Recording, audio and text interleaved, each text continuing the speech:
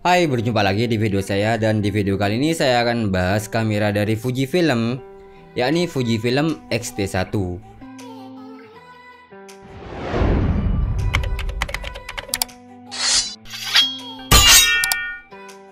Namun di sini saya tidak akan mereviewnya secara mendetil ya, karena kamera ini sudah lama keluarnya cuy.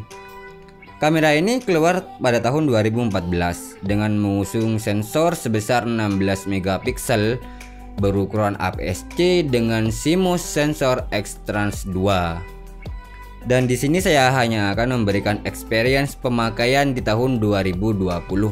Apakah masih layak dipakai di tahun 2020 Fujifilm X-T1 ini? Namun apakah kamera Fujifilm X-T1 ini masih layak untuk kebutuhan profesional di tahun 2020? Kenapa saya bilang untuk kebutuhan profesional cuy? Karena memang X-T1 ini itu adalah lini kelas kamera profesional dari Fujifilm. Jadi market share dari kamera ini memang ditunjukkan untuk mereka yang memang profesional di dunia fotografi atau yang memang sudah bekerja secara profesional di dunia fotografi. Jadi apakah ini masih worth it atau masih layak dipakai di tahun 2020 untuk kebutuhan profesionalnya? Untuk kebutuhan profesional, jadi gini, coba kalian lihat foto-foto ini. Foto-foto tersebut diambil menggunakan kamera Fujifilm X-T1 dengan lensa Fujinon 56mm f1.2. Apakah masih layak? Ini bukan cuma layak cuy, ini the best menurut saya. Ini the best lah. Fujinon 56mm f1.2. Ini the best. Buat kalian yang suka bokeh-bokeh, ini adalah pilihan terbaik cuy. 56mm f1.2. Ini bokeh parah. Dan sekarang apa saja yang jadi kelebihan dari kamera ini dan apa saja yang jadi kelemahannya? Saya mulai dari kelebihannya. Yang pertama, kamera ini sekarang sudah murah. Untuk harga secondnya saja berada di kisaran 5,5 juta sampai 6,5 juta untuk body only-nya. Untuk harga barunya sudah tidak ada lagi cuy di tahun 2020 ini, karena sudah keluar yang X-T4. Jadi kalau mau beli barunya, beli X-T4 saja yang harganya masih wow, ya begitulah. Untuk lensa yang saya pakai di sini, saya memakai lensa Fujinon 56mm f1.2. Untuk harga secondnya berada di kisaran 7 juta dan untuk harga barunya ada di kisaran 10 juta. Ya memang harga lensa dari Fujinon 56mm ini masih lumayan cuy, karena lensa Fujinon 56mm ini juga masuk dalam kategori lensa profesional dari Fujifilm juga. Dan sekarang kita masuk ke pembahasannya. Sensor CMOS X-Trans 2 yang ditanam pada kamera ini memang menghasilkan foto yang sangat tajam dengan dynamic range yang sangat luas. Apalagi dipadukan dengan lensa yang memang punya image quality yang sangat bagus ini, seperti Fujinon 56mm f1.2. Bahkan pada ISO tinggi pun, kemampuan kamera ini masih sangat bagus dengan noise yang sangat minim sekali. Juga detail gambar yang mampu ditangkap dengan kamera ini juga sangat baik. Meskipun hanya dengan pixel sebesar 16 megapiksel, kalian akan sangat sulit membedakan foto yang ditangkap dari kamera ini dengan foto yang ditangkap menggunakan pixel di atas 20 megapiksel sekalipun. 16 megapiksel itu sangat-sangat tajam cuy di kamera ini, parah-parah. Dan yang kedua, kamera ini punya autofocus yang sangat cepat, bahkan menggunakan lensa 56mm sekalipun. Ini masih sangat-sangat cepat cuy. Biasanya jika kita pakai kamera dengan lensa pada bukaan besar, autofokusnya akan sedikit melambat. Tapi tidak untuk kamera ini. Autofokusnya masih sangat cepat menurut saya. Bahkan menggunakan autofocus continuous pun di mode video, autofokusnya juga masih sangat cepat dengan tingkat akurasi yang lumayan tinggi sih.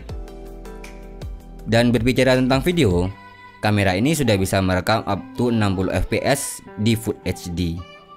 Dan juga sudah disediakan colokan mic eksternal, jadi urusan video kamera ini aman lah. Kamera ini juga sudah dilengkapi viewfinder elektronik tentunya. Jika kalian butuh viewfinder pas motret outdoor, kamera ini juga masih aman. Dan intinya untuk kebutuhan profesional, kamera ini sudah bisa diajak perang lah, nggak usah khawatir. Apa yang kamu butuhkan sudah disediakan pada kamera ini. Dan sekarang kita masuk kekurangan dari kamera ini. Kekurangan dari kamera ini menurut saya, ini gripnya nanggung cuy. Grip dari kamera ini itu nanggung, kurang enak lah menurut saya. Jika saya bandingkan dengan grip kamera saya Sony Alpha 6300, itu menurut saya gripnya lebih enak Sony Alpha 6300. Ini nanggung sih, karena grip yang dikasih sama Fujifilm ini kecil cuy, nanggung lah.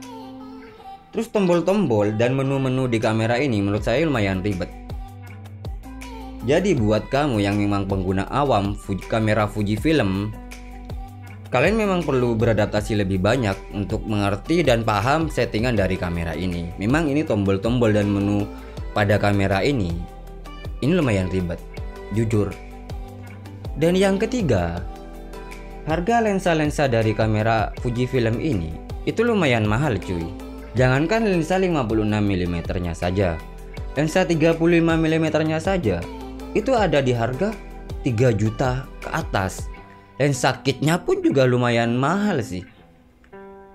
Jadi memang kalian jika mau beli kamera dari Fujifilm ini mesti pikir-pikir dulu lah, apa kalian mau invest jangka panjang untuk kamera ini.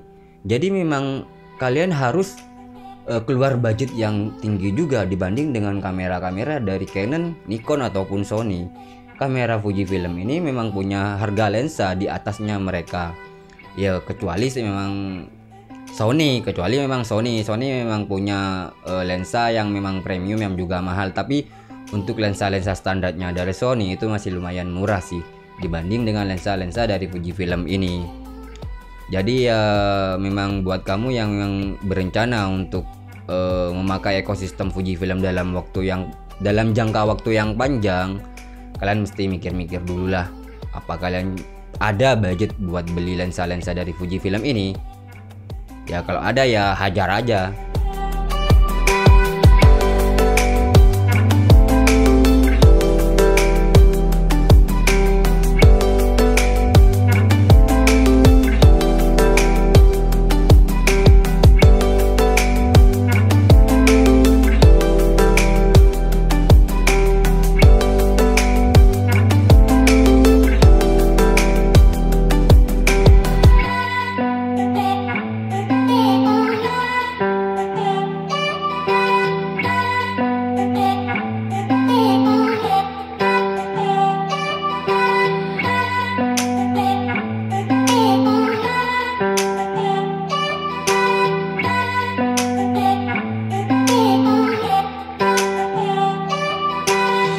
Oke, mungkin sekian dulu pembahasan kamera dari Fujifilm X-T1 ini dengan lensa 56mm f1.2.